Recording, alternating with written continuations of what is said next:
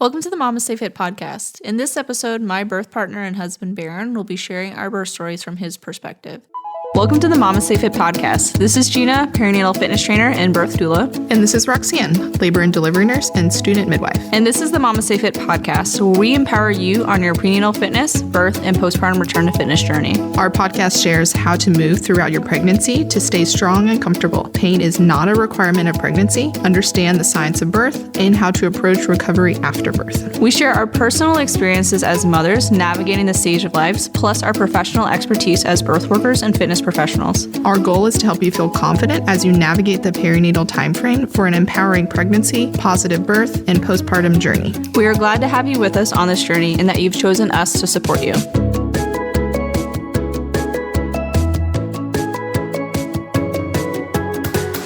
Welcome to today's episode. Today's episode is a special one because my birth partner will be sharing our 3 birth stories from his perspective as the non-birthing partner. Thank you for being here, Barron, and for fathering my children. You're welcome. So starting from our first pregnancy with our daughter Adeline, how was it finding out that we were pregnant?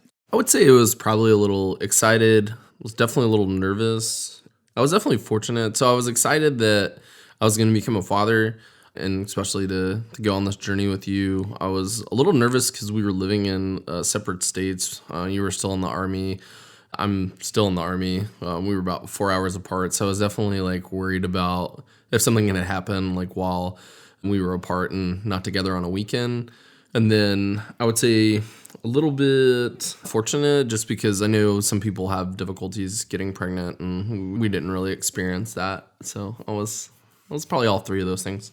Did you have any expectations of what our birth would be like? Before we took a birth class, I had imagined just showing up and getting an epidural. I grew up really afraid of birth, and so had not really considered that people would give birth without medication until the later half of our pregnancy.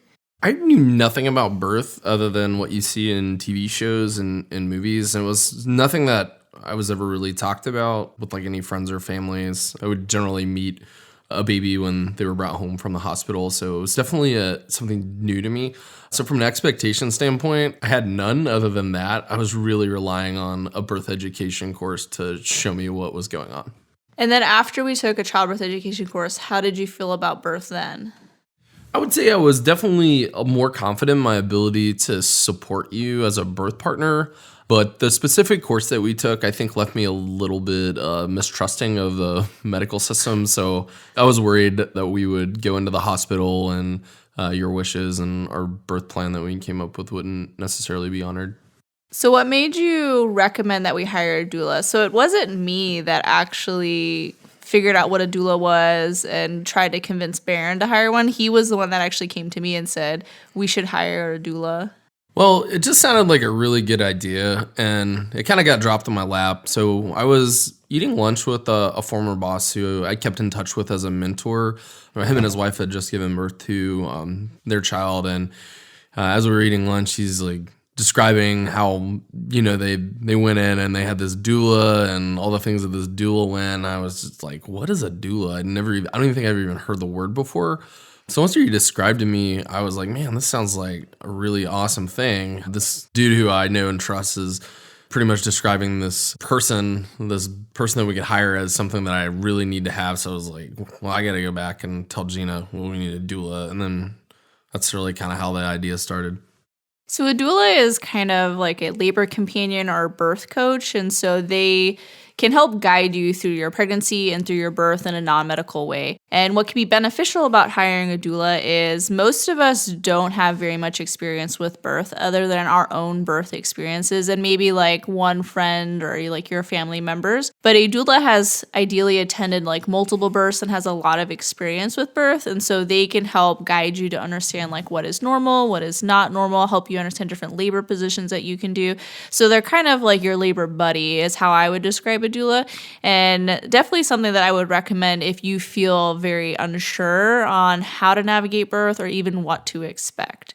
So towards the end of our pregnancy, how were you feeling? I was definitely pretty anxious about induction and being past my due date and really wanted to have an unmedicated birth, but was not feeling very confident in the medical team that we had. So I could just tell like how anxious and uncomfortable you were starting to get towards the end, and I knew how bad you wanted to start. I think that just kind of rubbed off on me. That was definitely what ready. I don't think that I could put into words how ready you were, but I was right behind you. So Barron is very much he has a very sympathetic pregnancy with me. I don't think that's the right word, but he experiences my pregnancy symptoms along with me. And so during my first trimester, I can't eat because I'm like super nauseous and I have a lot of morning sickness. And so Barron like eats my food for me. And so he usually is the one that gains all the pregnancy weight while I'm over here just vomiting. So I could definitely understand that towards the end of my pregnancy, you were each other's hype man also. So I could understand that you were feeling all my emotions as well. So it's the big day, and I have finally woken up, and I am in labor at 41 weeks and 2 days. Can you tell us the birth story from your perspective? And for those of you that are listening, you could listen to my side of the story or my perspective of the story in episode 2. All right, so the day of Adeline's birth, or the day before Adeline's birth, Gina woke up and was having some contractions, went into the hospital, but got sent home. Later, we walked around a track and ended up getting some dinner nearby. And then we went back to the hospital. She ends up getting admitted, and then we just walked around. I just remember walking around a lot in the hallways and ended up like hanging out in the church chapel area on the floor that the labor and delivery ward was at. From a support standpoint, it was awesome. Like our doula was there. My sister-in-law, Roxanne, was there. My mother-in-law was also there. So we definitely had like a lot of people there to support Gina, but I don't think, maybe with the exception of the doula, anybody knew what was going on. So Gina's in a lot of pain. And they start talking about the Pitocin and stuff, which I think definitely made Gina super nervous. And we ended up getting IV pain meds, but there was like a delay because they don't keep the stuff on the same floor. So I just remember a really big gap in time where Gina's like super uncomfortable where all this is going down.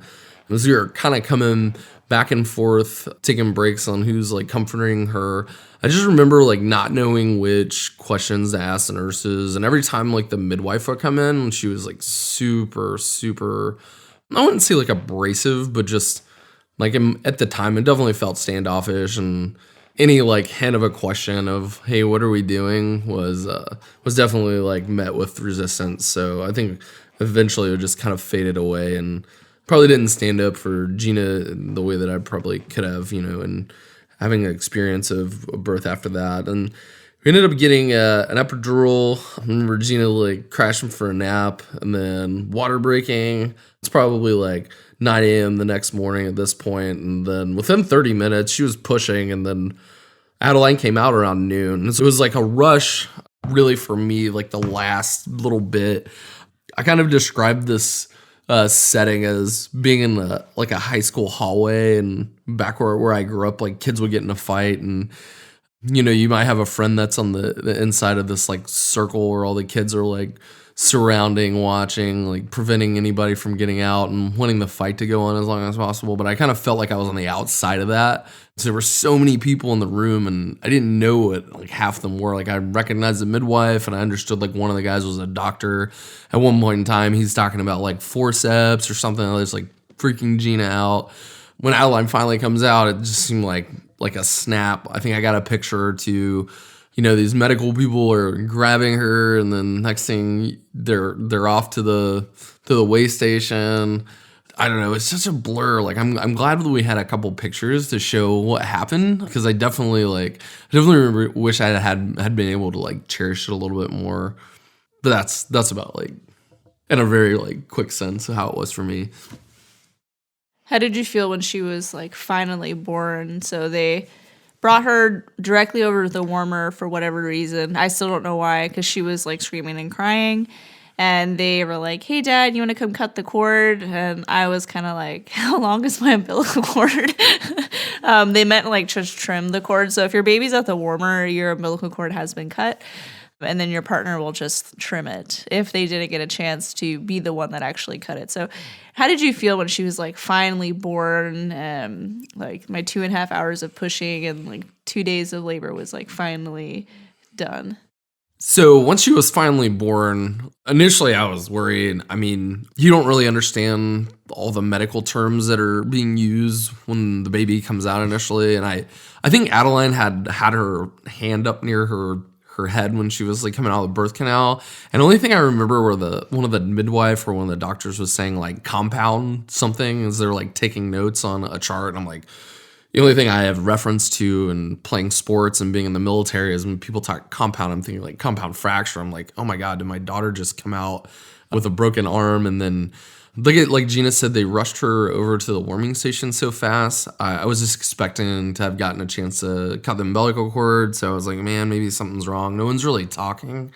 So by the time they handed her to me, I'm just like, all right, she's crying. And then getting a chance to cut off portion of the clamp cord was cool, but it was not necessarily the momentous moment that I had anticipated. It was just kind of fast. What do you wish you knew before our first birth as a birth partner, and what advice would you have given to yourself before our first birth?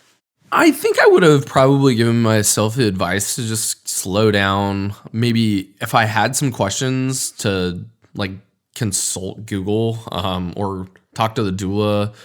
Definitely, I probably would have told myself not to have been intimidated by the staff, because I think that was the biggest thing that probably I had walking away from it was like medical professionals, like, they're trained and educated. And I think that I was intimidated by that because I don't speak their language. And just because like I had concerns, like their demeanor was off-putting to me in certain ways. So like I probably should have just stood my ground and made sure that Gina got like the reassurance that she needed or had the advocacy that she needed.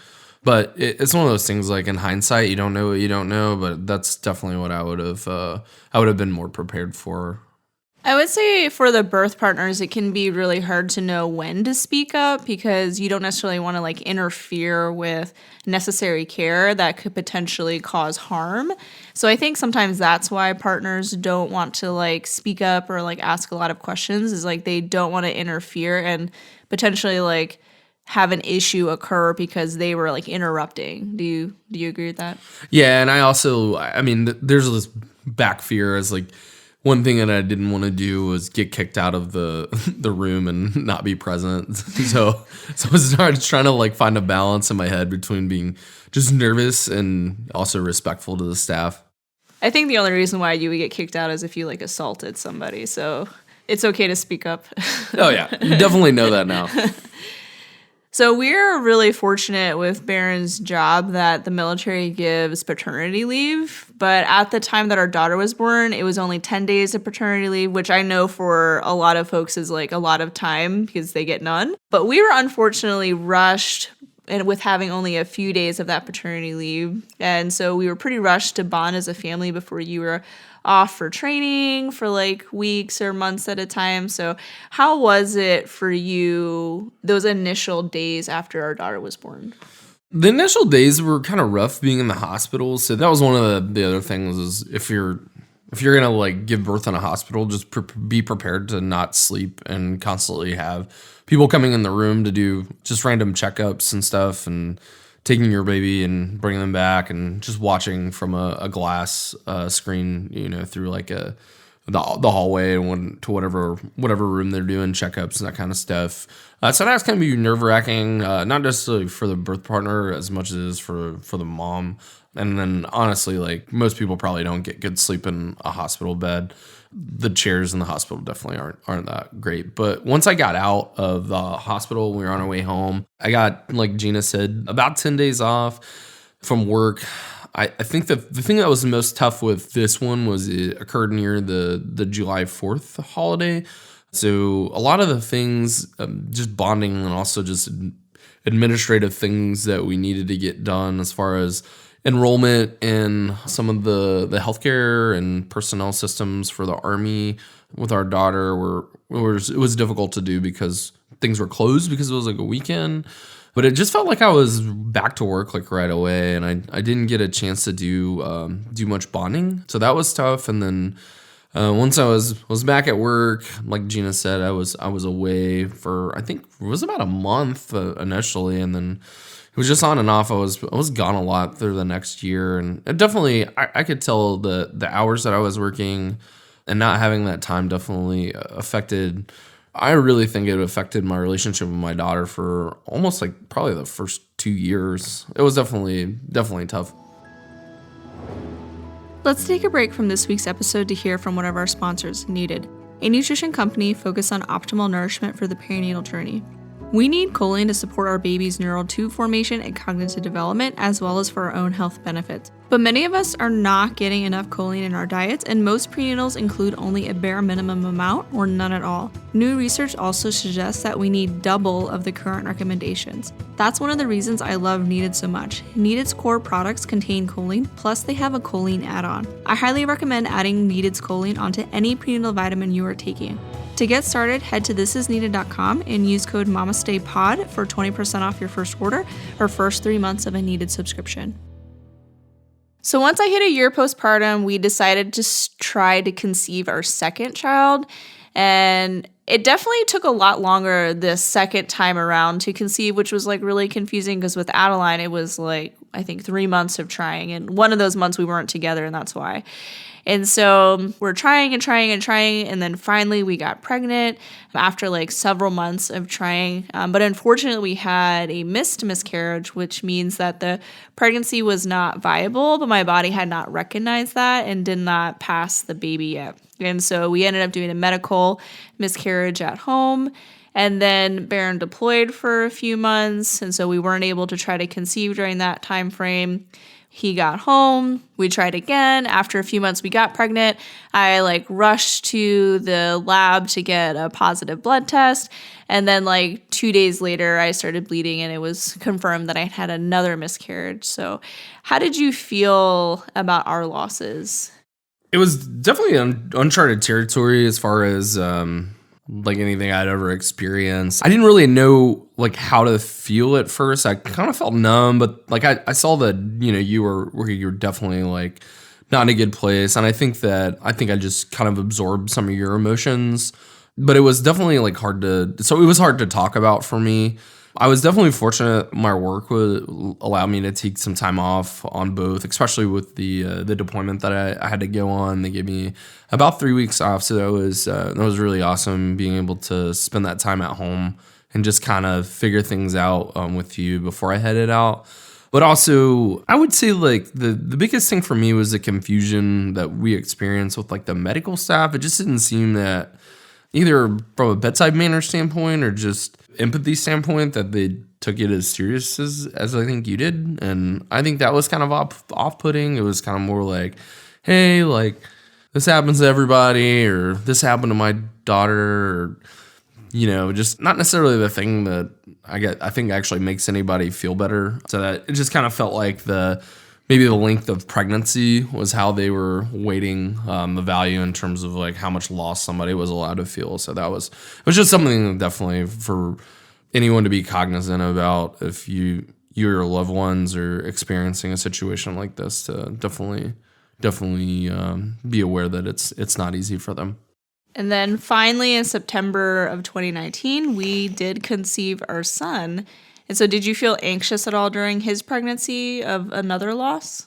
I was definitely nervous or anxious, or maybe really the best way to describe it was I tried to hold my excitement until after we found out that the pregnancy was viable. Once everything was checked out there, I was definitely much more at ease. I definitely think I did the same thing with his pregnancy, where I almost felt like I wanted to hold back my excitement and my joy to in an attempt to protect myself, but ultimately realized that it wouldn't hurt any less if I was disconnected from the experience. And so that definitely helped me begin to bond more with the pregnancy, and then feeling him kick and move definitely helped me a lot with feeling a little bit more at ease with the pregnancy.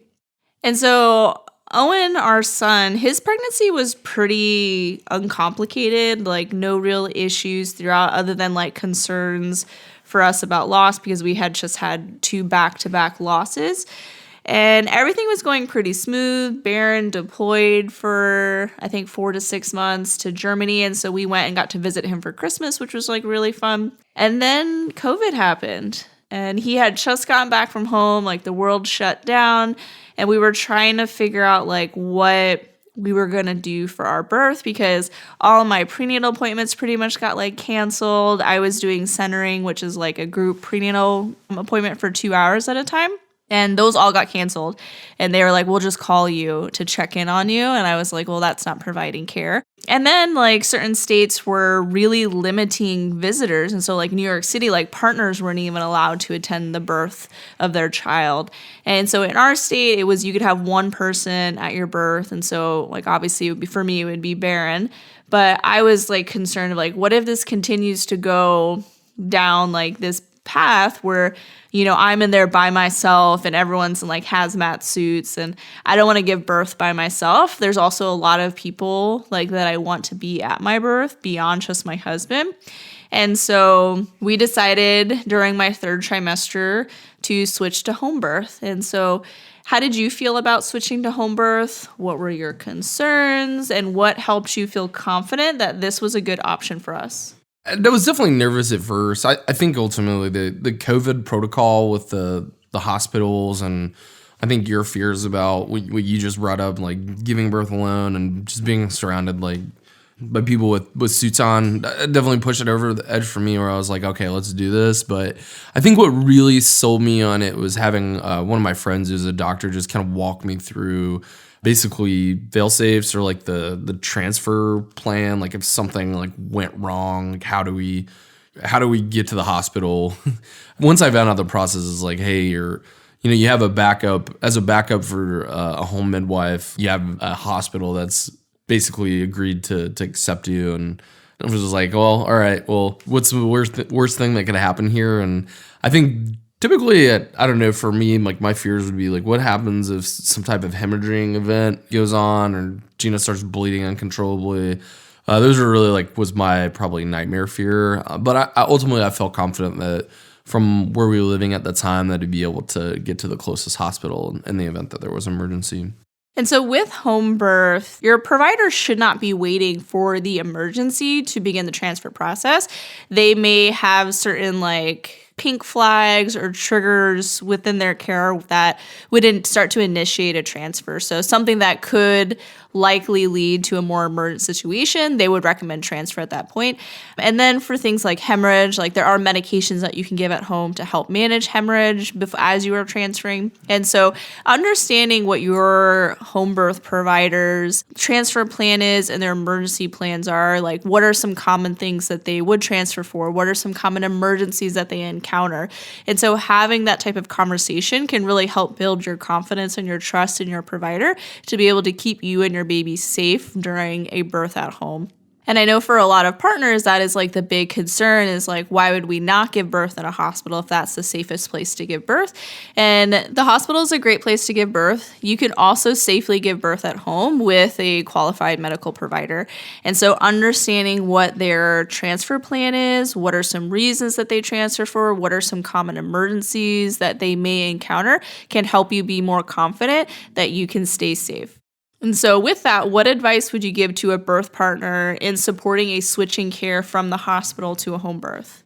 So I think that if I were to give some advice to someone, I would say, hey, if your birth partner comes to you and it's like, hey, we're going to switch from a hospital birth to a home birth, the first thing I would say is meet your midwife or meet midwife candidates that you're looking to hire and just discuss all the things that Gina brought up with them. And then something else that's probably a good idea is to, if the midwife's able to, link you up with clients that they've had so you can talk to them about their experiences. But there's also a lot of home birth support groups that are available online on various social media forums. So if you have like questions, like people are definitely there to support you, and most often than not, like someone's experienced whatever concerns that you are having and can give you at least their viewpoint on it, which can be comforting. So we're nearing the end of my pregnancy. How are you feeling at the end of this pregnancy? I was feeling pretty confident on this one. With COVID, I really didn't have to go in for work at all. My boss had pretty much said, hey, you're moving in a few months, this COVID thing's going on. You can work from home, just be there to support your wife. So, I took that for a grain of salt, and I was just working out, doing workouts with Gina, going for walks, hanging out with Adeline, and just prepping the house for the birth. So I felt like we had a lot of time to set up for everything. We were well stocked on all of Gina's preferred snacks and had the whole plan ready to go. Everyone that needed to get called to come over when labor started. So I was definitely confident. I was definitely ready. Having gone through some labor comfort technique training with Gina, definitely it made me a little bit more confident in being able to support her during the actual labor as well. So had some, I guess, tools in my toolbox, I guess. And so with my second pregnancy or my second birth, I went into labor the day after my due date. And it was pretty similar to my first birth, where I woke up with contractions at like 6 a.m. I woke up. I kind of labored by myself for a little bit because they weren't too bad. And I waited for about an hour or so before I woke Barron up. Went and did a workout. We ordered breakfast, and we just kind of like labored and went for walks. Midwife stopped in the morning to like check in on us because I actually had an appointment with her that day, and I was like, man, it would really suck to have a car birth on the way to my home birth. Labor continued to pick up. I had a friend that came and gave me a massage. And I would say around 4 is when we told our midwife to come back because things were starting to shift to more active labor. And yeah, so I guess tell us how the birth was from your perspective, and this time being at home. Yeah, so being at home was awesome, and it kind of Gina hit on the initial timeline for everything. It was just really awesome being able to go for walks in our neighborhood. Definitely, like, as labor and contractions progressed, the pace that we were walking and the amount of steps we would get in between contractions would definitely got a little bit tighter. So that's kind of how I remembered the last kind of trip out of the house that we went was definitely going to be the last one. But it was great just being in our home. We were comfortable with the house because it was ours. We had stairs. We had, the kitchen with snacks. We had the labor pool set up kind of in between the kitchen and the living room. And then our bedroom was, just exactly the way Gina had wanted it. I think that one of the things that I remembered was Gina had a desire to give birth in the pool.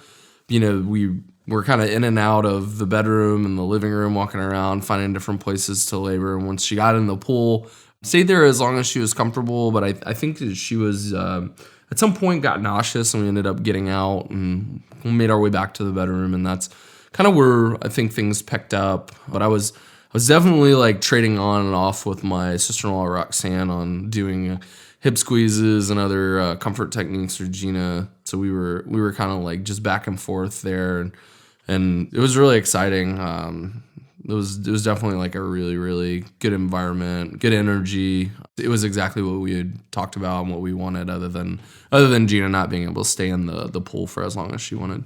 When I started pushing, a light bulb in our bathroom actually exploded at the same time. So we kind of remember that. we kind of joke that whenever I'm in labor, there's just like a lot of energy that's happening. Because even with Sophie, our most recent birth, it was in the middle of a hurricane. And so our birth assistant was joking that she knew I was going to go into labor during the hurricane because my labors just have so much energy to them. So yeah, when I started pushing, a light bulb exploded in the bathroom.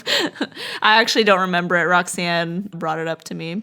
So when I started pushing, I was really far from the birth tub, and I was just like not going to make it. And so I ended up just laying down in the bed, and Barron actually got to catch our son and place him on my chest. And that was kind of our plan, was that Barron was going to catch him and place him on our chest. So like he was going to be the first one to like put his hands on our son. And so what did it mean to you? How was it catching Owen? It was super empowering. I definitely wouldn't trade it for the world. Like the only thing that really comes to my mind is the scene from the Disney Lion King where Mustafa's holding Simba up over the cliff. It's kind of like figuratively. I think it was Rafiki, the monkey.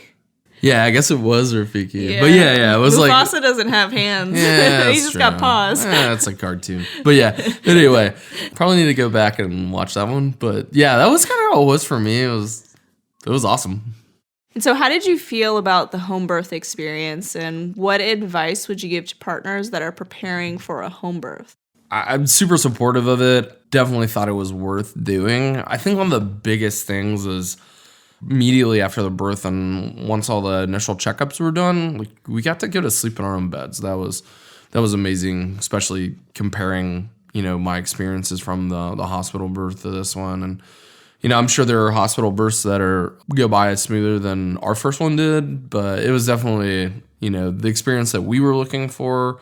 I think that if you think you want a home birth type experience, I think the best place to do it is home. But I think for advice on getting ready for the home birth is just to make sure you prepare your home, prepare your birth plan with your partner, but just make sure you know who to call when things start to pick up as far as the labor goes. And then also just one big thing would be if you do have a labor pool, and I probably should have said this earlier, make sure you take it out when you first get it and inflate it and put water in it to make sure that it actually holds water and doesn't have any holes in it. Then also I would say, depending on your house, just make sure your hot water heater is strong enough to be able to actually get warm water into the tub. And if not, get some type of water heaters. And you can get big pots to put on the stove to heat water. You can also go to Tractor Supply and get 5-gallon buckets and water heaters for buckets as well.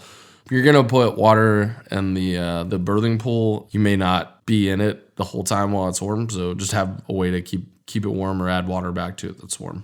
I had one client that actually had a portable heater that you can submerge in water to heat water, which I thought was really cool. You just plug it up. It's electric, but it's not electric as in a toaster. But you could heat up birth pool with that, which I thought was really cool. She ended up actually giving birth too fast to even blow up her pool, but it was a really cool tool that he had. The other thing with the birth pool is make sure you have a hose that's long enough to reach your pool from whatever faucet you're going to be using.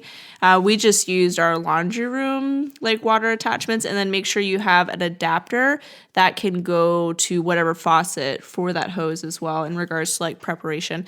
And sitting down with your midwife and discussing hey, how should we be setting up our space is going to be really helpful. I actually just had a notes app where I just put all the things that I thought needed to be done the day of the birth, to include what snacks did I want, what type of perishable foods was I hoping to have, just to give Barron things to do, because he's a very hands-on person, and so otherwise he'll just walk in circles trying to figure out what to do with himself as he's waiting for my labor to pick up. And so I just give him a list, and I'm do these things the day of my birth.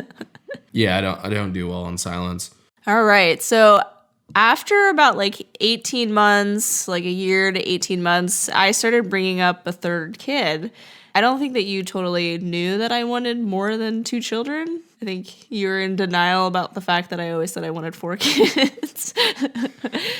So we compromised and we had a third kid, and we've compromised again and we're going to have 4 kids. So what made you want to have a third child? So I wasn't necessarily wanting a third or a fourth.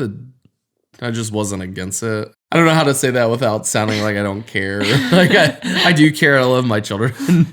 But for me, it was something if we were to stop at 2, I would have been fine. But I also was okay with having a third. And now a fourth. Did you feel confident doing a home birth again? Yeah, I think for me with the whole home birth thing was just getting the first one out of the way was all that I needed to never want to get back to a hospital ever again. And so Sophie's pregnancy was pretty uneventful. There was nothing too crazy about it. We had established care with our home birth midwife right away. It was actually crazy that we were even able to book her during our second pregnancy, because she books the moment you pee on sticks. And she just happened to not take any clients during June because she goes on vacation. And our son was born in June. And so she just happened to have that month open, and she had canceled her trips because of COVID.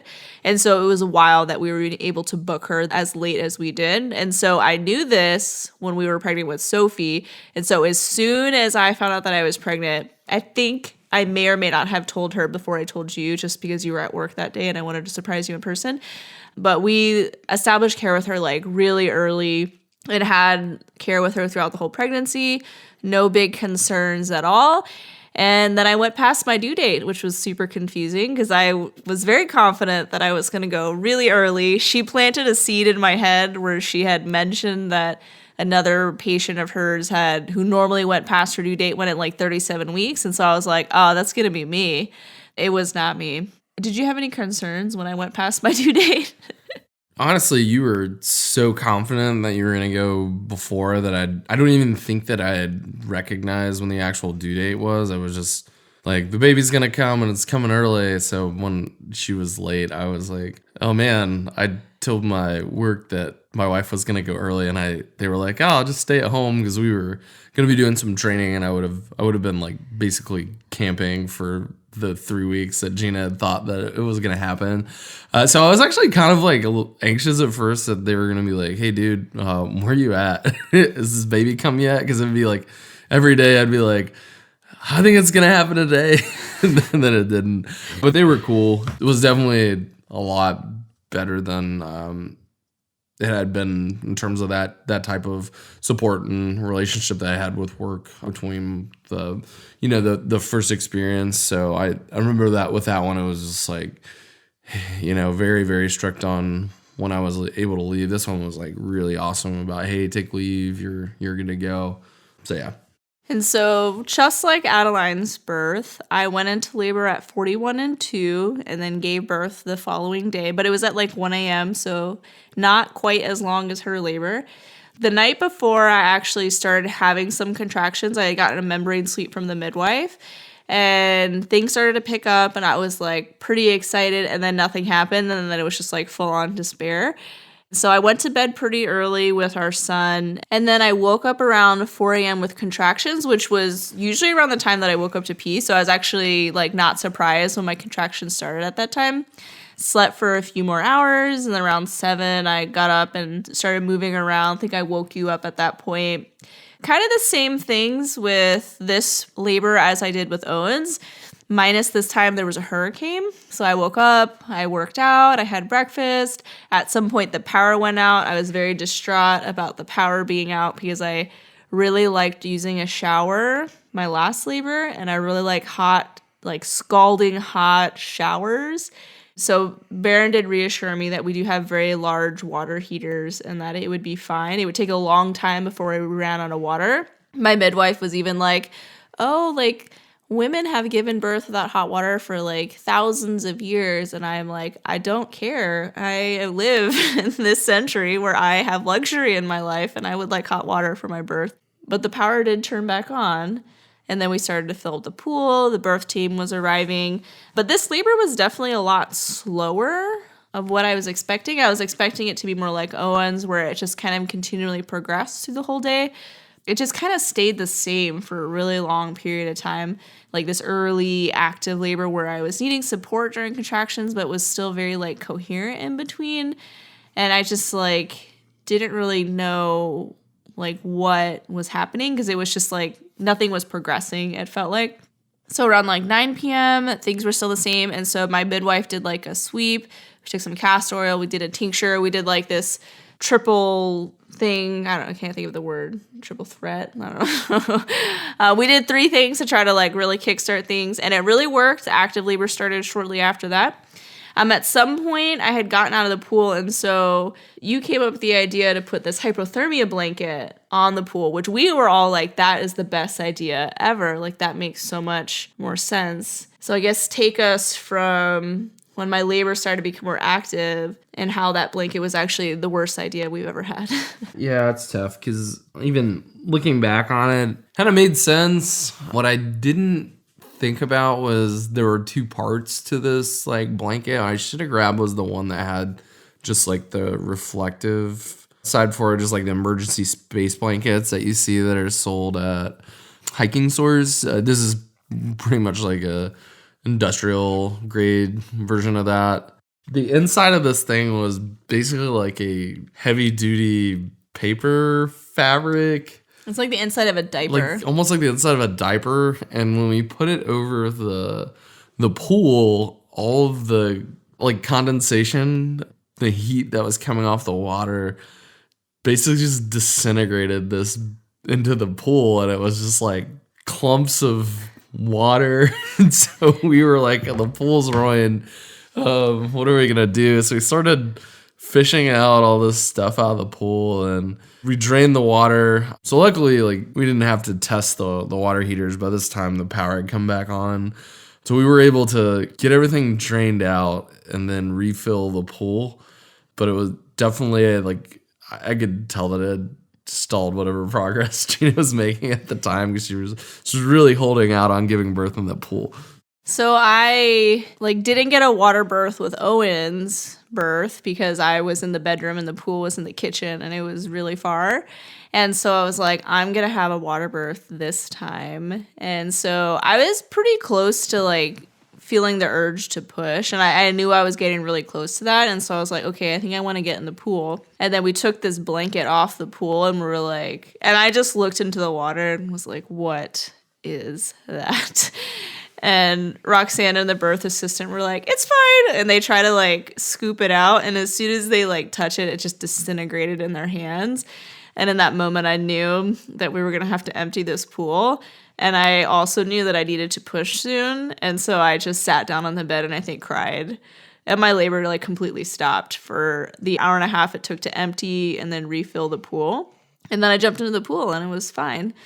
So how was it supporting this birth? Like, what were some eventful moments for you during this labor? The two most eventful things leading up to Sophie arriving, obviously, was probably the power going out. The fact that there was a hurricane going on was pretty crazy. Basically, the pool situation were probably the two really like kind of most memorable things for me. Other than that, as described, it was a little bit slower than Owen's, and I think we'd kind of been through the rodeo with the home birth, once before, so kind of knew more or less what was going on. I was definitely glad that we were able to get the pool situation corrected, but those were probably the two most like memorable things for me. So after the pool gets refilled, I get back into the pool. And so at this point, like my labor started around like 4 a.m., 7 a.m. And at this point, it's like almost 1 a.m. And so I'm laboring in the pool and I like know as soon as I stand up, I'm going to start pushing. And all I could think about was how intense pushing with Owen was. And I was like, oh, man. And I also had this vision in my head that I was going to be this super, like, serene birther. And so I told Barron that I wanted to catch the baby this time. I don't know why I did that, but I convinced myself that it was going to be different this time and I can catch the baby. With Owen's birth, there was, like, no way that I was going to be able to, like, muster that focus to like do that. And so I was really glad that he caught the baby. In hindsight, I wish that I told Barron to also catch Sophie. So I stand up and I'm like, all right, I need to push. I think at that point I was like, I need to poop. And then my sister was like, it's your baby. And I was like, no, it's both. So I like beeline it for the toilet. Barron is like, you either led me or you were following me to the bathroom. I think I led you. And then he like holds my hands as I sit down on the toilet and I'm just like, immediately no. And I continue pushing and I'm like, I'm having a water birth because my midwife's like walking in with all her supplies and trinkets. And I like just beeline it back for the pool. I jump back in the pool and I continue pushing there. And then I guess finish the story there because I know you had a lot of thoughts that were happening. Well, I think the biggest thing was the midwives are there to make sure everything's safe. And they're checking baby's heart rate and monitoring everything. Like it just got to a point where we were not good to continue in the pool, right? And so I knew that was upsetting for you, but it was tough. So we ended up getting out of the pool and moved back to the bed and I think that was obviously the right call. It was close though. It was so close. Yeah, I think it was like 2 pushes and she was out. But you were saying that because the midwife didn't like urge you to come catch her, that you were concerned that something was wrong. Yeah, I mean, I did. I guess that was like the difference was like we probably didn't talk as much about it beforehand. I should have just said like, hey, I want to catch her again. That was really cool. So I probably, if I'd had one regret, it would have been that had not talked about that with everybody about how much I really liked that from the first birth. But yeah, like when I was kind of not asked to come in, I was like, oh man, something going on, which luckily was not the case, but it definitely kind of spiked my anxiety for a second. Yeah, when I talked to my midwife about it afterwards, she asked me like, was there anything you wish was different, or how do you feel about your birth? And I was just like, I was really hoping I'd have a water birth this time. I guess I got to have another baby.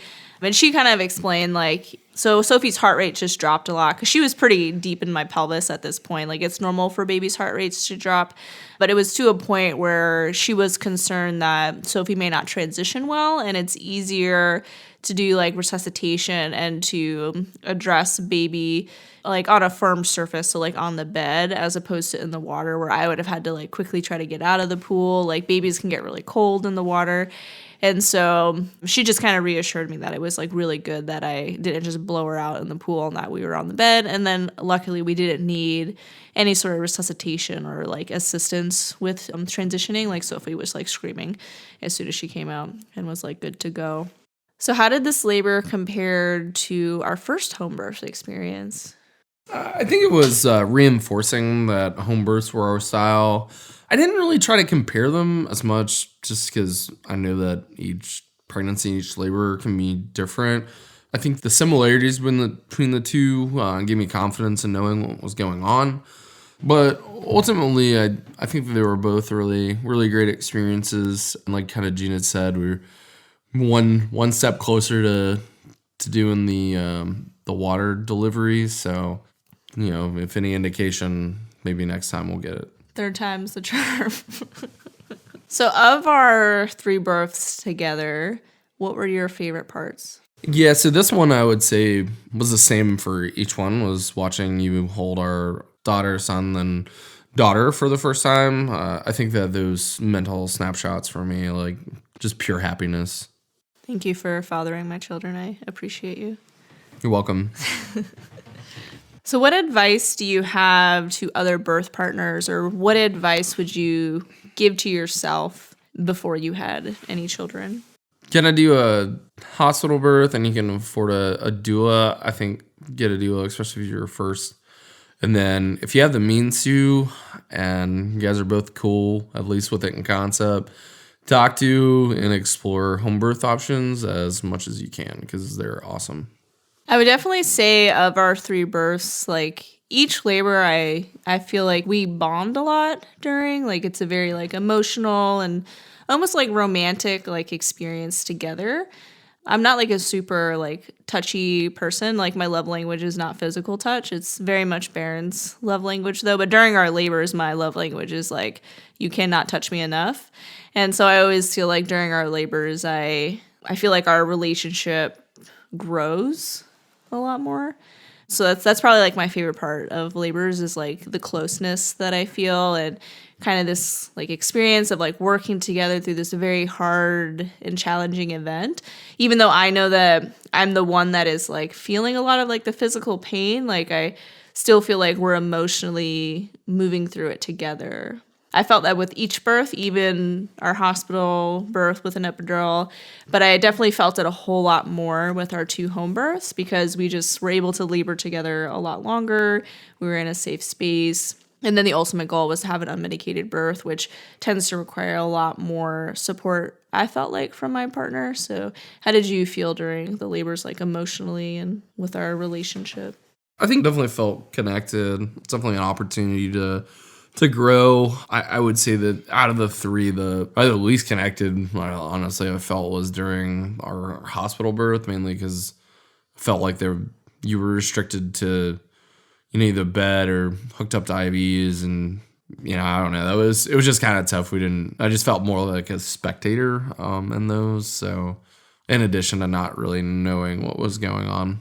Yeah, I almost wonder if with the home birth, we felt more connected because we just had more experience with birth. Like at this point, I had been a doula for a while. I was teaching childbirth education. And then we had our own experience with our own labors. And then we were in just an environment that was more conducive to us kind of doing what works best for us. And so I would say that's my favorite part about supporting births is getting to witness this like really close emotional bond and this like experience between two people that decided to have a baby together, and seeing how like attentive like the non-birthing partner is towards the one that's in labor, and seeing them like move together and labor together is like always so sweet and beautiful to watch. And so I was really glad that we got to have 3 of those experiences together, and thank you. Thanks for joining us today and listening to this episode. If you want more support throughout your pregnancy, join our prenatal fitness programs and childbirth education course. If you need more support after birth, join our postpartum fitness programs and education courses. If you're a professional, we offer birth worker and fitness trainer courses so you can learn from us and earn CEUs. Explore all our courses on our website at MamasteFit.com. If you enjoyed this episode, please follow our podcast to be notified when we release new episodes. Leave a review and share with your friends. We release new episodes every Wednesday. This podcast is sponsored by Needed, a nutrition company focused on optimal nourishment for your perinatal journey. Use code MamastePod for 20% off your first Needed order.